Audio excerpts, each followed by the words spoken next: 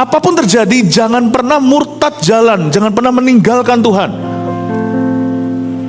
Buktinya loh, Daud itu nanti sama orang-orang Filistin dapat keamanan, tapi sementara saja. Dan keamanan itu adalah damai sejahtera palsu.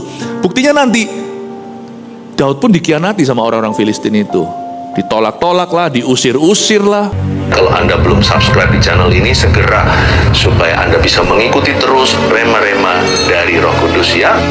Bagi Daud, jalan Tuhan terkesan misterius. Dia ditolak kanan kiri, dibully. Sini nggak mau dia, situ nggak mau dia. Kita akan baca ceritanya. Ternyata jalan Tuhan bukan jalan kita loh. Tapi kalau kita nurut sama Yesus, tidak kompromi dengan dosa, sekalipun jalan kita susah, itu menuju alamat yang tepat. Sadari nggak? Bahkan saya pun bisa bersaksi, saya berada di tempat ini dalam hidup saya hari ini itu karena saya mengalami pintu-pintu tertutup dulu. Yesus bisa sampai Kalvari itu lewati palungan ketika ditolak oleh penginapan-penginapan. Agar supaya Yesus dimiliki Bapa, maka Bapa yang menyertai, manusia tidak boleh memiliki. Jadi jangan kita komplain kalau sekarang kita belum dapatkan yang kita inginkan, bahkan belum memperoleh jawaban doa kita. Dibutuhkan beberapa penolakan, dibutuhkan beberapa lembah kekelaman untuk kita bisa sampai ke tempat yang diinginkan dan dikehendaki Tuhan. Kita akan belajar dari Daud. Kita baca dulu 1 Samuel pasal 29 ayat 1 sampai 11. Nanti saya penggal tengah, saya mulai lagi. Daud dikirim pulang oleh orang-orang Filistin. Ayat 1, orang Filistin mengumpulkan segala tentara mereka ke Afek. Sedang orang Israel berkemah dekat mata air yang di Yesreel. Maka ketika raja-raja kota orang Filistin berjalan lewat dalam pasukan-pasukan 100 dan 1000, dan ketika juga Daud beserta orang-orangnya berjalan lewat di belakangnya bersama-sama dengan Akis, berkatalah para panglima orang Filistin itu, apa gunanya orang-orang Ibrani ini? Jawab Akis kepada para panglima orang Filistin itu, bukankah dia itu Daud, hamba Saul, raja Israel, yang sudah 1-2 tahun bersama-sama dengan aku tanpa ku dapati sesuatu pun kesalahan padanya sejak saat ia membelot sampai hari ini. Tetapi para panglima orang Filistin itu menjadi marah kepadanya serta berkata kepadanya, suruhlah orang itu, maksudnya Daud, pulang supaya ia kembali ke tempat yang kau tunjukkan kepadanya, dan janganlah ia pergi berperang bersama-sama dengan kita, supaya jangan ia menjadi lawan kita dalam peperangan. Sebab dengan apakah orang ini dapat menyukakan hati tuannya kecuali dengan memberi kepala orang-orang ini? Bukankah dia ini Daud yang dinyanyikan orang secara berbalas-balasan sambil menari-nari demikian? Saul mengalahkan beribu-ribu musuh, tetapi Daud berlaksa-laksa. Sedikit latar belakang bagi beberapa orang yang kurang familiar dengan cerita ini atau belum terlalu sering membaca Alkitab. Saya dorong Anda untuk membaca Alkitab. Semua cerita dari Kejadian sampai Wahyu kalau kita baca dalam terang Kristus, kita pikirkan ini apa ya aplikasinya dalam Tuhan, Anda akan dapatkan banyak kunci kehidupan. Cerita ini bermula dengan Daud itu kan diburu sama Saul, kan kita tahu cerita itu. Dia jadi buron padahal dia nggak salah, padahal dia itu pahlawan Israel, dia kalahkan Goliat. Lagu tadi yang dinyanyikan, lagu tadi yang disinggung oleh panglima-panglima Filistin di hadapan rajanya Akis tentang Daud, itu lagu yang sungguhan terjadi, pernah dinyanyikan oleh para perempuan Yahudi. Saul membunuh beribu, Daud berlaksa-laksa. Itu yang membuat Saul akhirnya cemburu atau iri hati. Wah, seperti hewan buruan, dia dikejar-kejar oleh Saul, raja yang bertahta. Bayangkan ini celaka kalau orang diurapi, kejar orang diurapi, maka salah satu akan jadi mantannya Tuhan. Orang kalau diurapi itu nggak boleh melakukan peperangannya sendiri. Orang kalau diurapi itu harus melakukan peperangannya Tuhan. Ya, sebentar ya. Saya perang dulu dengan mikrofon saya. Oke. Baik. Tes. Bisa dengar saya? Oke. Yang belakang? Oke. Makanya kita harus mengerti bahwa kalau kita diurapi, kita nggak boleh busybody, nggak boleh kepo sama orang lain. Kepolah bertumbuh, kepolah berbuah. Jangan urusilah. Kita doakan musuh kita, bantu gereja-gereja. Tapi jangan pernah ada yang namanya perang saudara. Kita semua punya tugas yang berat dalam hidup ini, yaitu memenangkan keluarga kita. Handai taulan, sanak saudara, teman. Belum lagi amanat agung Yesus melalui kita untuk dunia. Tugas kita besar. Tugas GMS dan jemaatnya besar. Dan ketika itu Daud kan diburu ya, padahal dia tidak bersalah. Itu semua hanya karena iri. Maka apa yang terjadi adalah Daud membelot ke Filistin. Saya nggak tahu apakah itu kehendak Tuhan untuk dia membelot ke musuh Israel. Tapi di situ dia aman. Awal mula sih pikirannya cengli, masuk akal sekali. Dia pergi ke Filistin, berhentilah Saul mengejarnya. Karena over the border, Saul pun bisa mati. Itu kaum Goliat semua. Tapi gini ya, saya sih punya satu opini. Menurut saya Daud tidak usah lari di Filistin kalau dia tetap menetap di Adulam. Saya pernah ke Israel, ada yang namanya En-Gedi. Itu memang tempat yang benar-benar asli, ada. Dan seperti di Alkitab jadi indah ya. Iman kita ini bukan cuma rohani. Iman kita itu bukan hanya spiritual. Iman kita itu ternyata bersejarah. Iman kita itu fakta. Waktu saya melihat En-Gedi yang di mana Daud mengubah banyak lagu yang menjadi mazmur di Alkitab kita. Saya melihat tuh mengapa Daud berkata seperti rusa merindukan. Itu kambing-kambing hutan di situ ada seperti sumber airnya.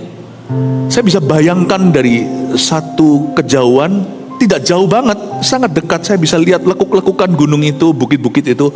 Sampai hari ini masih dipelihara untuk turisme, untuk orang-orang berziarah ke sana. Wow, saya bisa bayangkan Daud itu di lekukan-lekukan itu dia nyanyi sambil dia melihat jangan sampai lawan datang dalam sebuah ketinggian. Jadi kalau orang dari dataran rendah itu datang menyerbu, dia sudah bisa persiapan. Dan saya mengerti kenapa Daud suka berlindung, dan Daud pernah mengatakan dalam mazmurnya, engkaulah gunung batu, perlindunganku. Saya ngerti karena itulah terrain, itulah kondisi sesungguhnya secara fisik di mana dia bersembunyi dari Raja Saul. Andai kata dia tinggal di Adulam atau tinggal di En-Gedi, dia tetap selamat kok. Apapun terjadi di hidupmu, masa susah bisa menggempurmu. Bahkan kalau perlu, kita dikecewakan oleh orang-orang Kristen seperti Daud dikecewakan oleh orang-orang Yahudi sama bangsanya sendiri. Jangan pernah pergi ke kubu Filistin. Because when you do, it spells trouble. Kalau kita melakukan itu, kita akan masuk dalam masalah yang gak perlu. Apapun terjadi, jangan pernah murtad jalan, jangan pernah meninggalkan Tuhan. Buktinya loh, Daud itu nanti sama orang-orang Filistin dapat keamanan, tapi sementara saja. Dan keamanan itu adalah damai sejahtera palsu.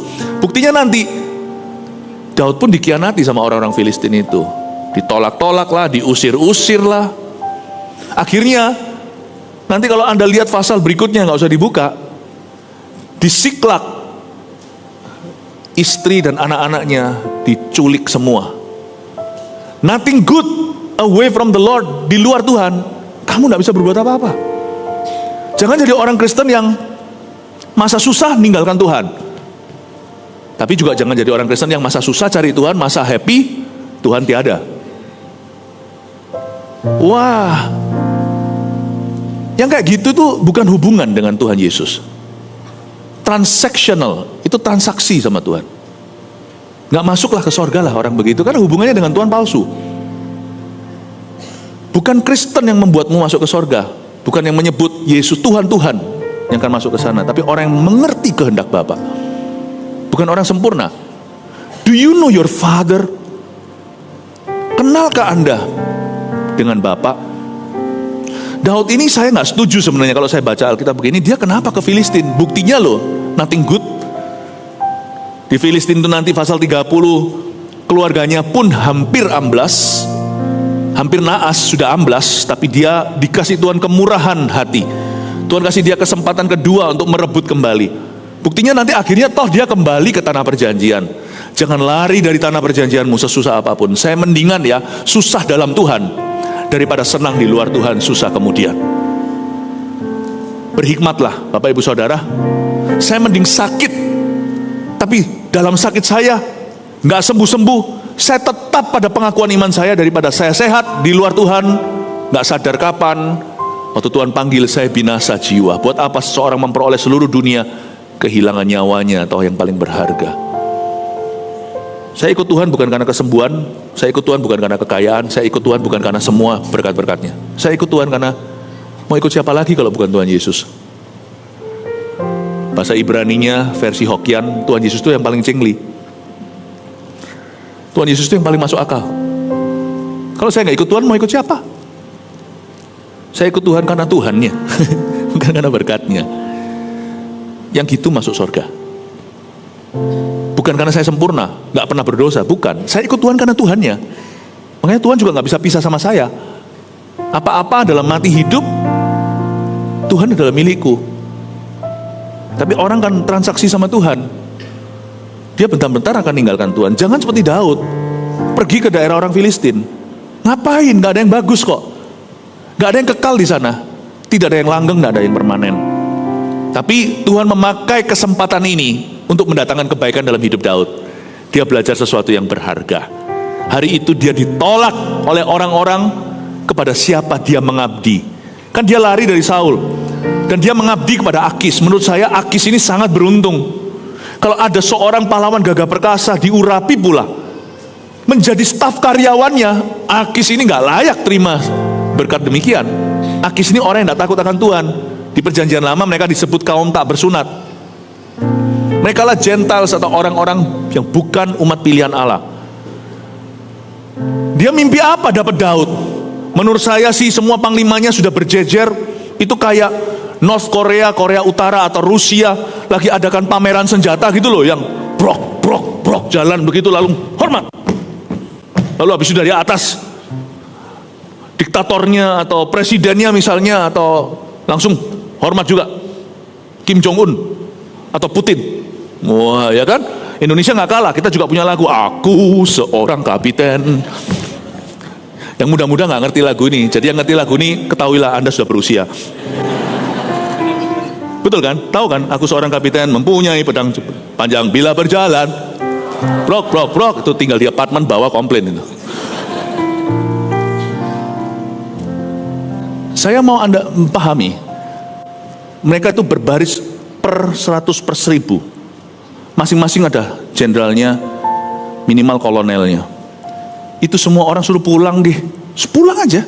Daud seorang bisa kalahkan musuh.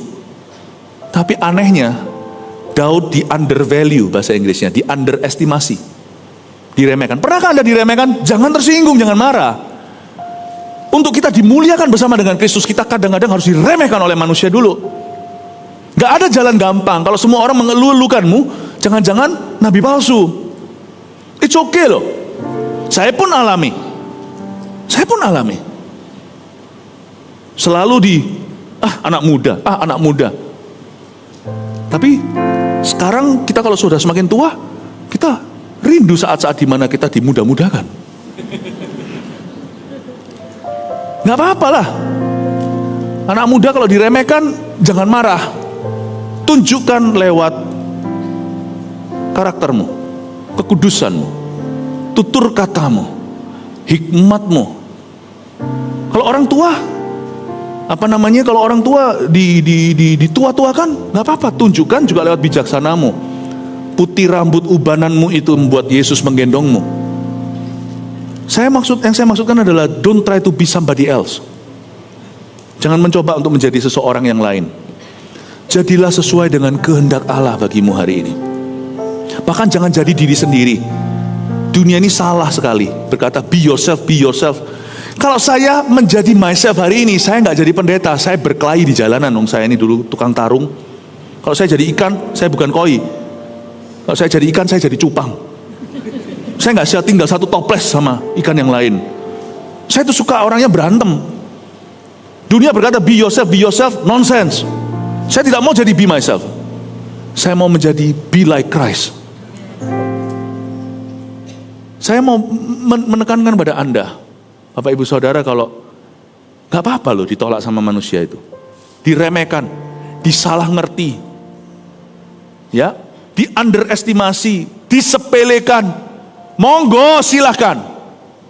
Jangan tantang, ayo sepelekan aku, itu orang kepahitan. Diam aja, lakukan tugasmu, pekerjaanmu. Siapa yang setia dalam perkara sederhana, Tuhan pasti angkat dia dan beri dia perkara-perkara besar. Fokus ke buah, katakan kanan kirinya, fokus ke buah. Jangan ke duri. Katakan lagi, fokus bertumbuh. Bukan apa kata orang. Bahkan jangan pedulikan apa pikiran orang tentang dirimu. Tiap hari saya hanya mempedulikan apa pikiran Tuhan atas hidup saya. Buat apa semua orang memuji kalau Tuhan berkata, you know good. Kalau Tuhan berkata begini sama saya, enyahlah, aku tidak mengenal kamu. Hai pembuat kejahatan, padahal kita ngaku-ngaku sebagai hamba Tuhan. Saya mending dihujat seluruh dunia, tapi Tuhan berkata, aku memberimu, pujianmu datang dari tempat maha tinggi. Dan Tuhan berkata, good job my servant, baik sekali perbuatanmu. Biarin dunia berkata saya mentah.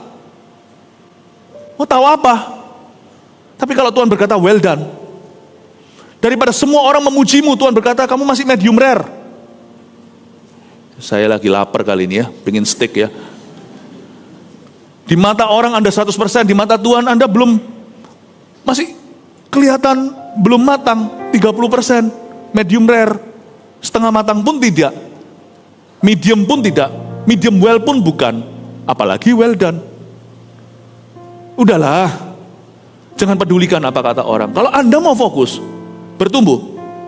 bertumbuhlah dengan benar, berbuah. GMS mau serius, bertumbuh dengan Anda. Saya percaya hari ini ketika Anda di gereja ini, saya tahu beberapa di antara Anda datang karena saya ada di sini. Udah ngomong aja terus terang. Tapi kalau memang saya ini hebat menumbuhkan Anda, Tuhan pasti pasang saya di Solo. Kalau saya memang adalah kunci pertumbuhan Solo, bukan. Tuhan menempatkan saya, nanti di Kebaktian 2 saya jelaskan, kita semua punya tempatnya. Elia itu di mana Tuhan tempatkan, di situ berkat Tuhan. Elia itu tidak hebat, dia itu taat. Nggak ada orang hebat, nggak ada. Orang taat. Dan di mana Tuhan tempatkan dia akan berbuah lebat. Saya nggak ditempatkan di Solo, Bapak Ibu.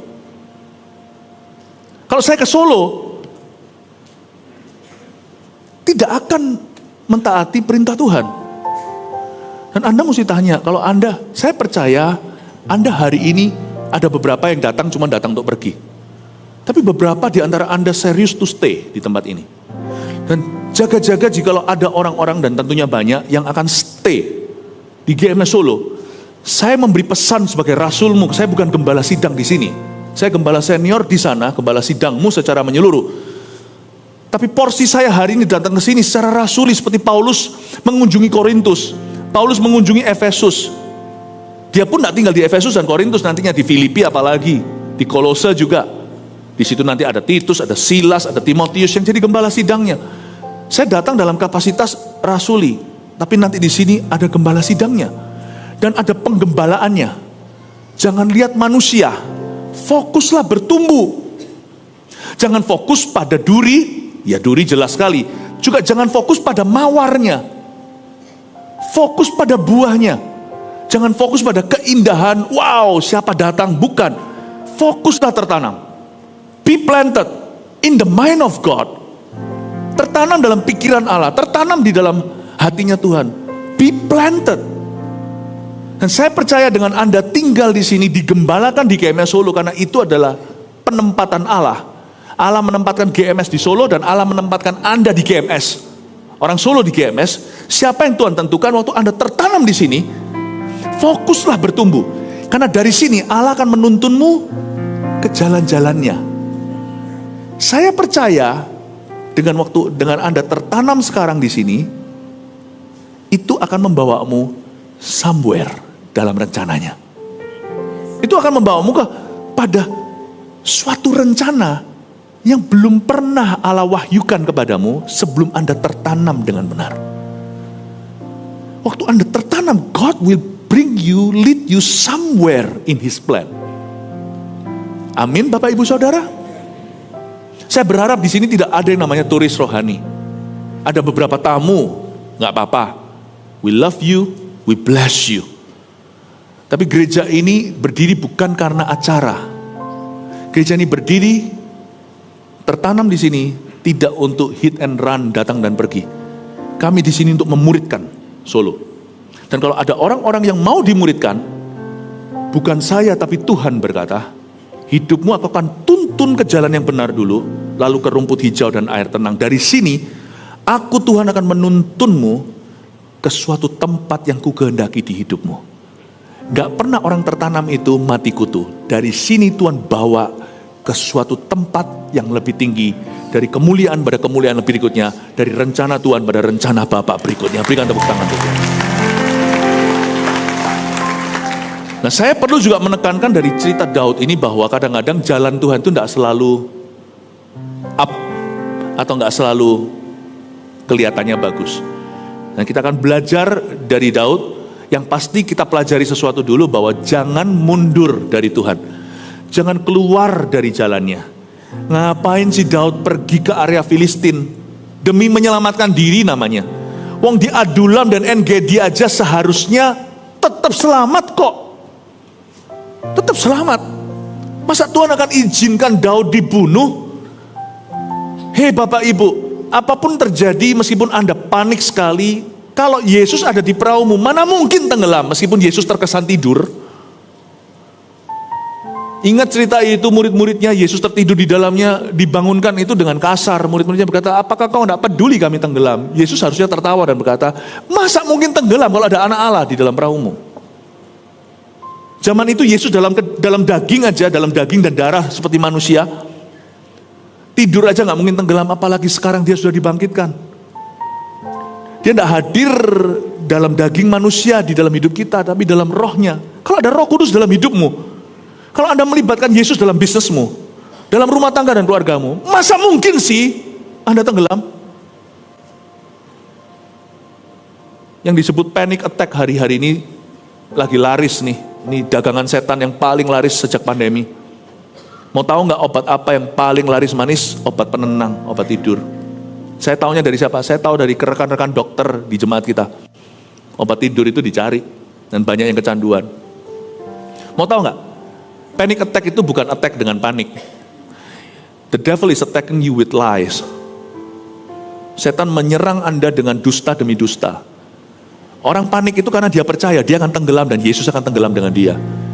Nggak mungkin kalau ada Roh Kudus di dalam hidupmu, sekalipun sekarang Yesus tidak dalam wujud manusia yang kelihatan. Kalau ada Roh Kudus dalam hidup Anda, Anda melibatkan Tuhan dalam bisnis Anda, dalam pekerjaan Anda, di dalam rumah tangga Anda, masa bisa tenggelam? Through many dangers, toils and snares, I have already come. This grace has brought me safe thus far, and grace will lead me home. Lagu ini banyak orang lebih tahu lirik pertamanya. Amazing grace, how sweet the sound. Tapi saya tahu lirik-liriknya semua sampai akhirnya. Salah satunya bunyinya begini, lirik ketiga. Through many dangers, toils and snares, melalui bahaya, melalui semua jeripayah, dan bahkan jebakan-jebakan tak terhingga, aku sudah Tuhan bawa sejauh ini. This grace has brought me thus far, and it will lead me home. Dan aku tahu, kalau sejauh ini Tuhan bawa, aku tidak tenggelam, aku akan aman. Sampai ujung nanti, I will finish well. Aku akan bisa mengakhiri pertandingan imanku dengan baik. Jangan takutlah, jangan percaya panik. Yesus di dalam hidupmu, mana mungkin Anda akan dibawa ke jalan tersesat. Tapi hidupku sekarang dibawa Tuhan jalan bawah. Susah. Tapi jalanku sekarang lambat. Gak terjadi apa-apa. Mending saya tetap sama Yesus, gak terjadi apa-apa, daripada semua hal terjadi di hidup saya sesuai kehendak saya tapi di luar Tuhan. Saya mau dorong Anda untuk percaya, kalau ikut Tuhan itu, Tuhan gak akan menyesatkanmu. Tuhan gak akan menenggelamkanmu. Tidak mungkin Anda dibawa ke jalan itu. Bahkan, segala perkara yang kelihatan seperti setback, percayalah itu set up. Pernahkah Anda merasa kayak, aku ini gak dosa? Loh, bukan berarti saya bukan orang berdosa. Saya gak hidup di dalam dosa secara sengaja dan gak menyadari apa-apa. Saya tidak menyadari sesuatu di mana saya salahi Tuhan, saya dukakan roh Tuhan dengan perencanaan. Tiba-tiba kok hidupku begini ya? Loh kok gak sesuai rencana ya? Bukan hanya doaku gak terjawab ya, tapi kok terjadi kemunduran.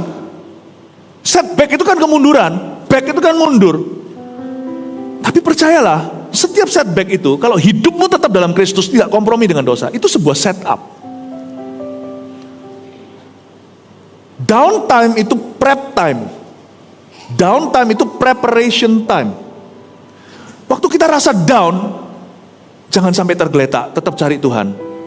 Karena itu adalah masa persiapan. Pernah ingat gak cerita di mana para rasul, murid-murid Yesus yang pertama, mereka semalam-malaman tidak dapat ikan, lalu habis itu mereka hari itu merapi-rapikan jalannya. Coba Anda baca nanti di kitab Injil. Rapi-rapikan jalannya.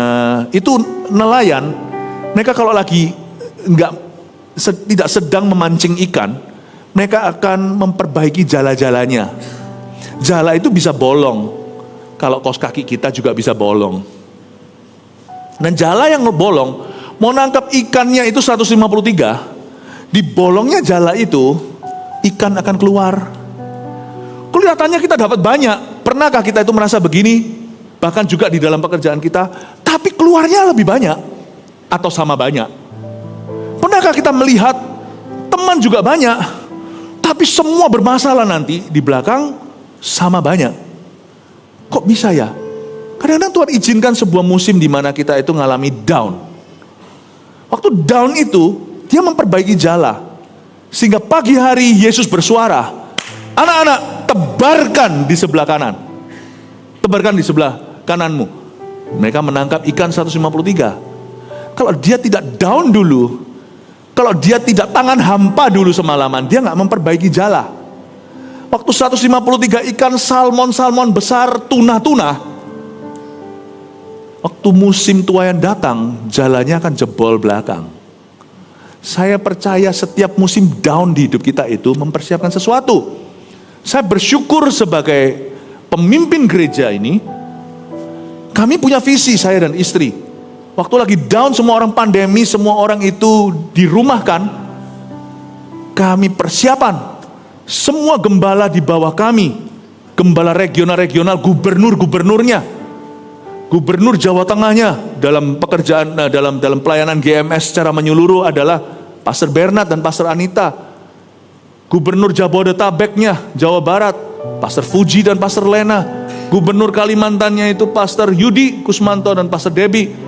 Semuanya sekolah ngambil master. Lulusan Amerika, bukan berarti Amerika lebih bagus, tapi kita cari kurikulum yang terbaik untuk yang cocok dengan gereja kita. Semua orang lagi mikir gimana caranya atau bikin konten. Pendeta-pendeta, gembala-gembalamu semuanya studi. Karena zaman dulu mereka jadi pendeta itu tidak rencana. Sekolah engineering, sekolah ekonomi manajemen, sekolah apoteker, sekolah ini itu. Tiba-tiba kesambar geledeknya sorga. Mengalami kebangunan rohani di kota-kota. Mereka lepaskan jalannya dan jadi hamba-hamba Tuhan. S1 mereka nggak ada satupun yang teologi. Tapi waktu pandemi, saya dan istri saya sudah begini, yes! Semua orang melihat lubang donat, downtime-nya semua orang lihat down, saya melihat prep time. Ini waktunya untuk persiapan. Sekolah, satu-satu dapat master di teologi, satu-satu dapat master di organization leadership, satu-satu dapat master dalam theological study. Oh, kasih tepuk tangan untuk Tuhan. Mau tahu nggak, satu-satunya yang bachelor sampai hari ini S1 cuman saya. Di bawah saya semuanya master, bayangin. Kadang-kadang saya minder.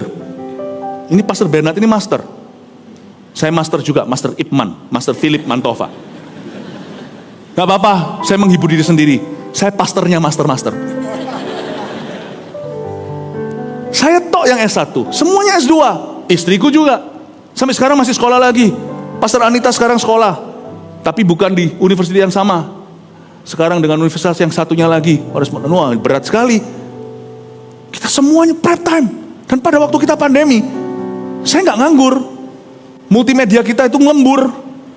Itu saya khotbah rekor ya, secara pribadi ya, waktu lagi pandemi ya. Dengan saat teduh bersama, kita kira hanya saat teduh bersama. Enggak, saya meeting sana sini, hari ini saya berada di sini.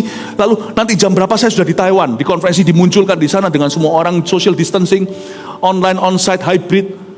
Itu saya 1 minggu pernah rekor berkhotbah 18 khotbah baru. Pandemi saya sibuk. You see, I don't know downtime. I only know prep time. Dan gereja kita punya spirit seperti ini. Makanya hari ini kita bisa mengajarkan kepada jemaat, apapun profesimu. Profesi setiap kita beda, makanya itu Anda harus menjadi penunggu. Setiap profesi itu ada orang-orang yang ahli. Saya nggak akan gurui Anda soal marketing di bidangmu. Saya nggak akan gurui Anda tentang produkmu, tentang mall. Saya nggak tahu apa-apa. Tentang apa, saya nggak ngerti tentang food and F&B. Tetapi prinsip kerajaan Allah kita sama. Hari ini kami bisa mengajari Anda, karena kami membuktikannya. Dari bulan Maret tahun 2020, sampai bulan November, coba dikurang itu 8 bulan. Dalam waktu 8 bulan, CG kita bertambah 20.000 jiwa baru dalam waktu 8 bulan pertama pandemi. Dan ini bukan orang-orang yang angkat tangan, terima kasih, siapa mau terima Tuhan, bukan. Kami ciptakan sistem demikian rupa, ketika orang-orang saat teduh bersama, ada live chatnya segala, orang-orang yang dilayani itu langsung connect, kan kuncinya di connectivity. Itu langsung terkonek dengan CG. Apa gunanya angkatan udara kalau setelah dibom Baghdadnya, lalu marinirnya tidak turun? Saya konekkan antara doa, program acara, dan juga langsung CG ground troops-nya. Dan semua orang follow up-nya itu sampai ke orang-orang yang membutuhkan. 20.000 itu bukan angka fiktif atau maya. 20.000 sekian, itu saya bulatkan ke bawah ya, itu 20.000 sekian. Saya suka bulat bawah, bukan bulat atas, nggak suka besar-besarin angka. 20.000 orang mau bunuh diri, berkata aku mau mati. Di saat teduh bersama contohnya. Dalam waktu kurang dari 24 jam, ada orang langsung datang. Masalahnya sembako, MSP langsung turun tangan memberikan kebutuhan-kebutuhan susu bagi anaknya. Dan orang itu diselamatkan, bertobat. Hari ini juga di dalam CG kita menjadi murid, bahkan sudah menjadi pemimpin seharusnya. Saya beritahu, waktu kita lagi downtime, kita perbaiki setiap jalannya. Kalau sebelumnya waktu menjala, kita nggak punya waktu untuk konsentrasi ke situ. Tapi sekarang tiap jiwa kita bisa rawat dan berharga. Saya dorong Anda, jangan aku sedih, duduk sendiri, ambil tali, mau bunuh diri. Lagu apa nih Pastor Philip yang muda-muda, belum cukup usia? Yang tahu lagu ini berarti Anda sudah berusia. Saya itu agak sedikit curious, siapa yang ciptakan lagu itu ya? Suruh bertobat mestinya. Itu lagu-lagu yang waktu masa kecil saya sering dengar teman-teman saya nyanyi. Aku sedih, duduk sendiri, ambil tali, mau bunuh diri. Itu lagu apa sih? Jangan dengarkan yang gitu, dengarkan GMS Live aja. Jangan desperado, jangan putus asa, please. Hapuskan downtime. Kalau perlu, jangan dihapus lah. Kasih sama dengan downtime bagiku adalah prep time. Daud ini dikecewakan, tapi dia tidak putus asa. I love his spirit, meskipun dia sempat salah, dia pergi ke Filistin. Kita baca lagi ya. Ayat yang ke-6, lalu Akis memanggil Daud dan berkata kepadanya, demi Tuhan yang hidup, engkau ini orang jujur dan aku memandang baik jika engkau keluar masuk bersama-sama dengan aku dalam tentara, sebab aku tidak mendapati suatu kejahatan padamu. Ini adalah kesaksian orang Filistin terhadap Daud. Rajanya bela Daud terhadap panglimanya sendiri. Panglimanya protes semuanya, lu jangan bawa orang ini ke perang, nanti dia khianati kita. Waduh, sakit lu Daud itu. Sakit lu kalau dia salah ngerti kayak gitu. Daud tidak ada niat untuk berkhianat. Di dalam sel-sel badannya, di dalam tubuhnya, tidak pernah mengalir dalam darahnya roh pengkhianatan. Daud tidak pernah menjual Saul, tidak pernah menjual siapa-siapa. Jadi digitukan kan sakit ya. Tapi saya tidak melihat Daud mencoba pembenaran, apalagi pencitraan. Daud tidak coba bela diri. Jangan bela dirimu. Itu buang-buang waktu. Pembelaan adalah hakku, kata Tuhan. Fokus bertumbuh, katakan fokus bertumbuh. Jangan fokus bela diri. Aduh, gak perlulah.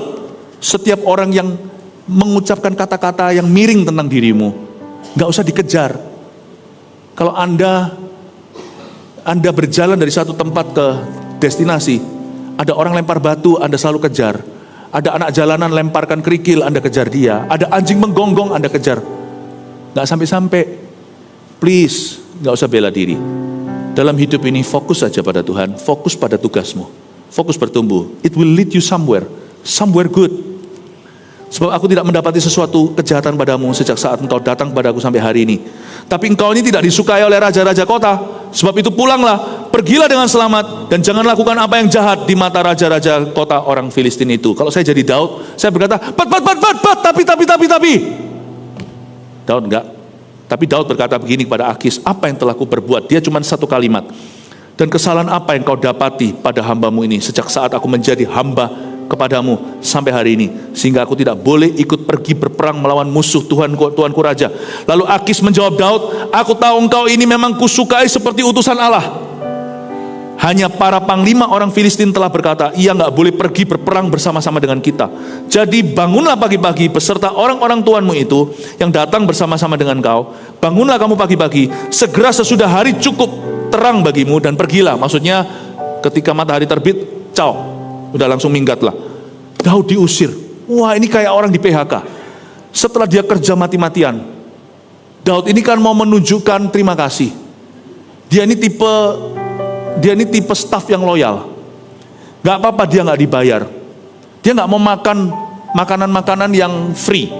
Kalau dia dikasih makan, dilindungi oleh Akis, dia mau berbuat sesuatu untuk raja ini. Tapi tidak dikasih kesempatan, disalah ngerti oleh panglima-panglimanya. Diusir lagi, minggat, udah kamu caw aja.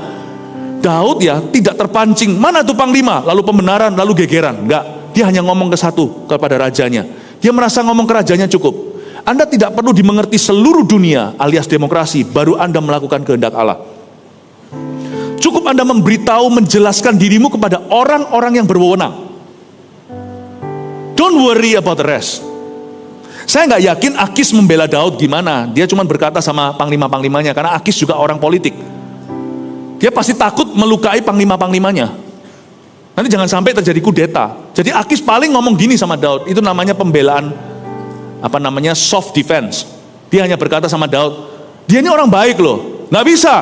Nanti kalau dia masuk, kita semua tahu dia siapa. Nanti kita dipenggal gimana? Lalu dia jadikan ini karsisnya kembali ke Saul, mantan bosnya. Akis bilang dia nggak gitu, nggak bisa. Pokoknya kalau dia pergi, kami semuanya tidak akan membela raja. Saya rasa Daud tidak mendapatkan pembelaan yang adil. Bahkan dari orang yang seharusnya membela dia, karena sudah mengecap pengabdiannya yang luar biasa. Pernahkah Anda merasa orang yang Anda belan-belani pada saat nanti butuh, Anda tidak dibela? Bayangin Anda melobi misalnya pejabat-pejabat tertentu, tapi pada waktunya ya tidak akan dibawa jauh. Di dunia penuh dengan janji palsu, PHP itu di mana-mana pemberi harapan palsu. Janganlah Anda kepahitan sama orang. Orang yang kepahitan sama orang adalah orang yang bodoh. Karena Tuhan sudah berkata bahwa jangan taruh harap sama manusia, mereka hanya debu, daging dan darah. Coba kalau Anda pahami hikmat ini. Daud tidak, bahkan dia sudah tidak kepingin, tidak selera untuk memberitahu pada para panglima. Panglima ini harusnya rekannya dia. Ini bukan musuhan. Ini panglima Daud itu salah satu tentara mercenary hari ini, seperti kalau di Brunei Darussalam itu tentara Gurkha. Tentara Gurkha itu orang-orang Nepal, itu orang-orang yang lahir. Mungkin waktu lahir kita semua nangis kan. Kalau orang-orang Nepal yang Gurkha ini lahir langsung kalau kita gitu, kalau dia enggak langsung megang pisau, megang guntingnya, ngerebut gunting pusar dari dokter operasinya. Taruh di mulutnya. Kalau kita nangis, dia perang. Ini Daud. Ini orang perang semuanya, dan mereka sebenarnya itu nggak musuhan dengan panglima-panglima. Mereka selalu berperang saling bahu membahu. Kecuali kali ini, mau tahu nggak? Akis mau perang sama siapa? Sama Saul. Akis hari itu berbaris seperti North Korea, mau adakan mau adakan perang besar lawan bangsa Israel. Nah, pertanyaan saya, Daud tahu nggak kalau mereka lagi mau perangi mantan bosnya? Dan Daud kalau ikut perang bersama dengan Akis, berarti dia harus antem Israel. Tahu nggak?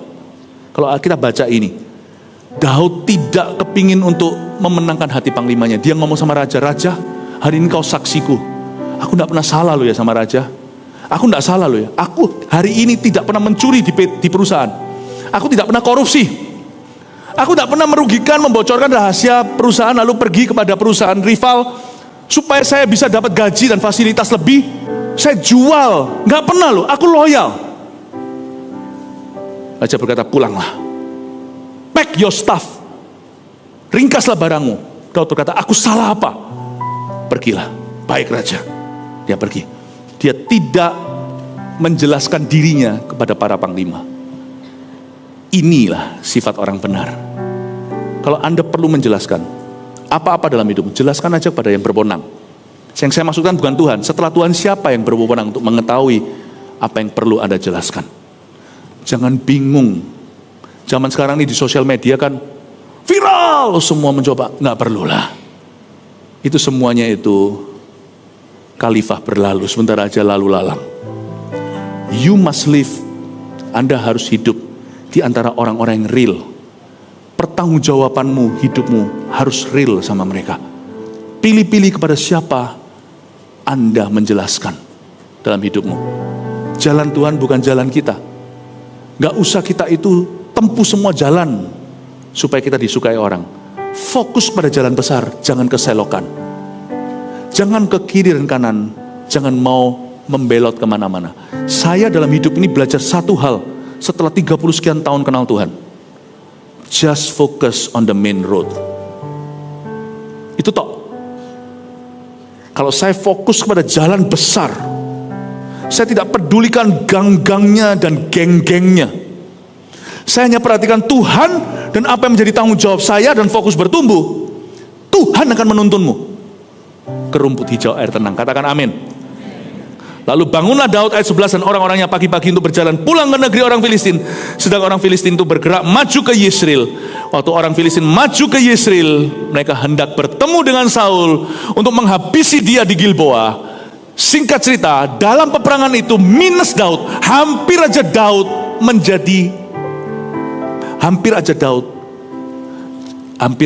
itu langsung showdown dengan Saul. Bayangin, memotong puncak jubahnya, dia gemetar waktu Saul buang hajat di salah satu gua. 2 kali Daud itu melepaskan Saul dari maut, padahal sudah di tangannya. Hamba-hamba Daud yang lainnya, perwira-perwira tentara-tentaranya itu, triwiranya berkata, bunuh, potong bebek angsa, Saul mati kali ini. Daud berkata, nehi kusi-kusi he. Tidak ya. Tidak ada orang bisa menancapkan apa-apa kepada orang diurapi tanpa dihukum oleh Allah. Orang ini, dia menunjuk kepada Saul, ceritakan pada orang-orangnya di gua, kok bisa dari semua gua itu Saul buang hajat di gua itu. Di sana ada tentara Daud 400 siap bunuh. Dan mereka semua menunggu isyarat dari Daud dan berkata, bunuh, bos, bunuh leader, pemimpin kami, bunuhlah. Daud berkata, tidak, orang ini akan mati sendiri atau mati dalam perang. Tapi sekali-kali aku tidak akan menjamah orang yang diurapi oleh Allah. Coba bayangkan kalau Daud hari itu dapatkan yang dia mau. Tidak semua doa itu harus dijawab Tuhan dengan ya. Untung kalau semua doa saya dijawab dengan ya, hari ini saya mungkin berakhir mati.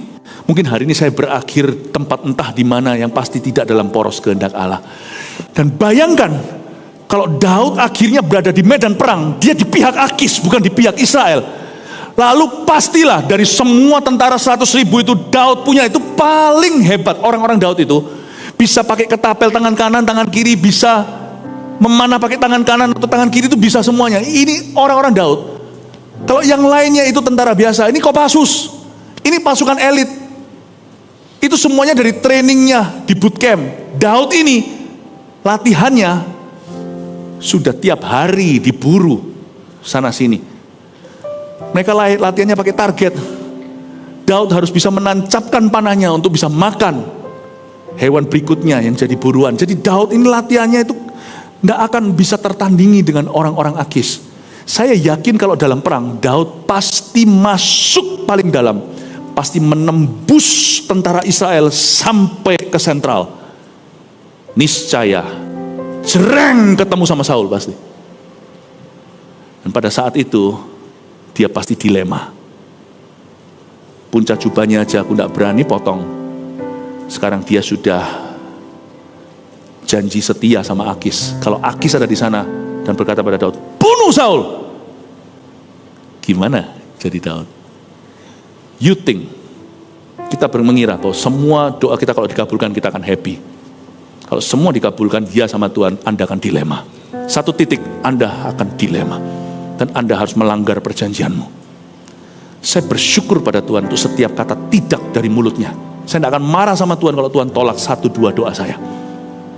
Karena kemungkinan waktu saya minta ikan sama Tuhan, saya kira ikan, kalau sampai Tuhan berikan, ternyata itu ular yang saya minta. Jangan jadi orang Kristen yang marah dan kecewa sama Tuhan kalau doanya belum terjawab. Doa pasti dijawab, tapi gak selalu dijawab iya. Hari itu Daud gak tahu, saya punya kesimpulan. Hari itu dia maju perang. Maju perang, aku seorang kapitan tadi. Waktu semua 1.100 itu berjalan berbaris di depan raja. Daud gak tahu hari itu dia akan lawan siapa. Karena Daud ini Gurkha, mercenary atau tentara bayaran. Saya percaya di dalam pertemuan taktis dan strategis Daud tidak diajak. Panglima-panglima itu meletakkan catur-caturnya nanti di sini kita kepung di Bukit Gilboa ini, di sini nanti kita taruh tentara berapa ribu, di sini berapa ratus ribu. Daud tidak dilibatkan. Jadi Daud waktu itu berbaris, dia itu innocent sekali, nggak ngerti yang dia hadapi nanti ini umat pilihan Allah, perang saudara. Luar biasa ya. Dan Tuhan tidak menjelaskan ke Daud. Tuhan tidak tidak perlu kulon nuwun sama kita, karena Tuhan tidak sungkem sama kita untuk memberitahu kenapa dia menjawab tidak. Makanya orang benar harus hidup dengan iman. Iman itu harus dipraktekkan bukan hanya untuk mendapat jawaban ya ketika berdoa atau waktu kita percaya. Iman itu juga harus kita praktekkan ketika kita tidak tahu, waktu kita belum mengerti rencananya. Iman lah yang bisa berkata, aku tahu. Kalau Tuhan berkata tidak, you know better. Engkau lebih tahu dari aku. Dan Tuhan tidak perlu turun dari sorganya menjelaskan kepada kita kenapa dia menolak kita. Nggak perlu. Sampai hari itu mungkin Daud pun tidak tahu mereka lawan siapa, karena Daud kembali ke Siklak cukup jauh. Bapak ibu saudara, zaman itu belum ada sosial media, jadi Daud tidak tahu. Daud taunya nanti Saul mati itu dari suruhan orang-orang dari medan perang berkata Saul telah dibunuh. Daud tidak tahu nanti di sorga dia berkata, oh begitu. Waktu Tuhan Yesus menjelaskan, kamu hari itu aku ditolak oleh orang Filistin. Kalau tidak ditolak, kamu harus berhadapan dengan saudara-saudaramu. Daud berkata, kamsyah, terima kasih, matur nuwun Tuhan Yesus. Ternyata penolakan itu bagus. Kalau Anda menemukan pintu tertutup, dengan ini saya akan selesai. Kita jangan jadi orang yang gampang menyerah. Pernahkah Anda mendengar begini, aku mau ke gereja lalu hujan deras, Tuhan tidak kehendaki. Kok gampangnya menyerah? Ini orang kayak gini jangan pernah di-hire di perusahaan Anda. Atau juga jangan sampai Anda pilih jadi suamimu.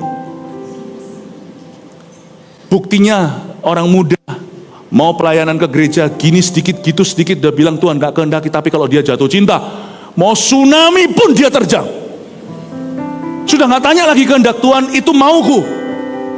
Saya gak gampang-gampang menyerah. Kalau saya tahu sesuatu itu gak salah, firman Tuhan itu ada di dalam koridor firman, dan saya sudah berdoa tentang hal itu, meskipun saya nggak tahu apakah ini kehendak Tuhan sempurna, at least saya nggak ngerti apakah ini for now or not, apakah ini untuk hari ini atau tidak. Saya kalau mau sesuatu, saya akan kejar. Lihat Daud ya, nggak gampang menyerah. Waktu dia diusir sama Akis, dia kan menjelaskan salah apa. Dia itu seperti petisi, izinkan aku tetap ikut berperang.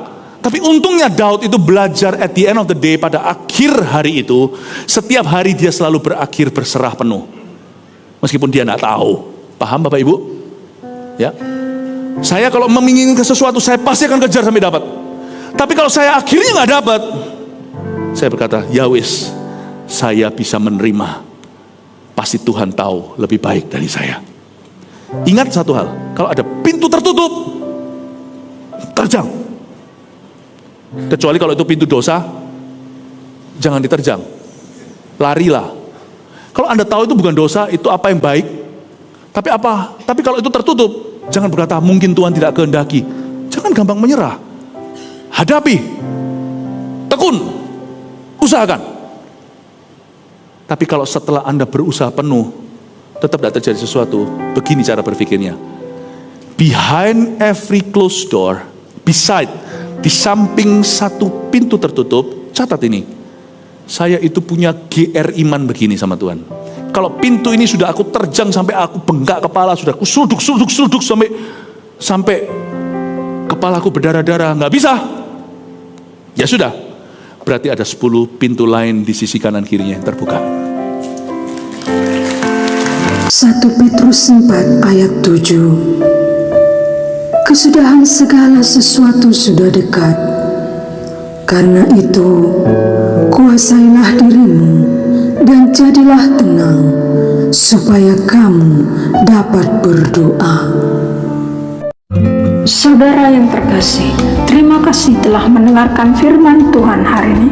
Jangan lupa untuk dukung terus channel ini dengan cara subscribe, like, share, dan juga komen, agar saudara kita yang lain juga boleh terberkati. Tuhan Yesus memberkati kita.